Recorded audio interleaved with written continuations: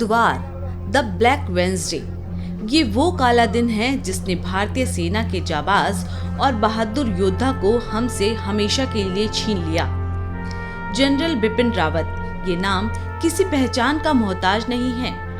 ये एक ऐसा नाम है जो सख्त और साहसिक फैसले लेने के लिए विख्यात था। लेकिन कुदरत की नियति तो देखिए, ये नाम अब सिर्फ हमारी यादों में ही रह जाएगा। दरअसल बुधवार को तमिलनाडु में एक बेहद ही दुखद हादसा हुआ। यहाँ हेलीकॉप्टर क्रैश में chief of defence staff Bipin Rawat समेत सेना के कई सीनियर अफसर शहीद हो गए। ये हादसा कोयम्बटूर और सुलूर के बीच कुन्नूर के जंगलों में हुआ।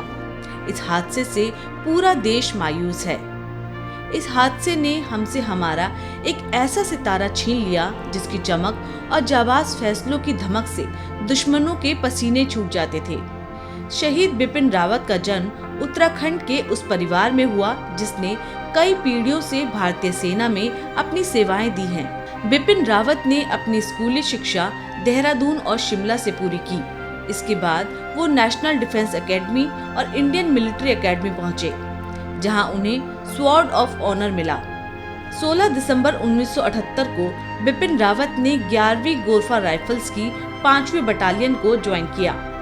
सैन्य करियर में बिपिन रावत 1 जनवरी 2016 को साउदर्न कमांड के general officer commanding in chief बने। इसके कुछ महीनों बाद ही 1 सितंबर 2016 को उन्हें भारतीय सेना का vice chief of army staff बनाया गया। दिसंबर 2016 में उनके करियर का सबसे बेहतरीन समय आया, जब उन्हें सरकार ने भारतीय सेना का सेना प्रमुख बनाया। जनरल बिपिन रावत देश के 27वें सेना प्रमुख बने। साल 2019 में सेना प्रमुख के पद से रिटायर होने के बाद अगले दिन ही उन्हें देश का पहला चीफ डिफेंस ऑफ स्टाफ नियुक्त किया गया। सीडीएस में उनका कार्यकाल 2022 में खत्म होना था, लेकिन इससे पहले ही उन्होंने दुनिया को छोड़ दिया। जनरल बिपिन रावत को सेना में अपनी सेवाओं के लिए कई बहादुरी पुरस्कारों से नवाजा गया, जिसमें परम विशिष्ट सेवा मेडल, उत्तम युद्ध सेवा मेडल, अति विशिष्ट सेवा मेडल, विशिष्ट सेवा मेडल, युद्ध सेवा मेडल, सेना मेडल, ये सब मुख्य सम्मान हैं। सेना में जनरल बिपिन रावत के इस अदम्य सहयोग के लिए उन्हें हमेशा याद रखा जाएगा। भारत माता की!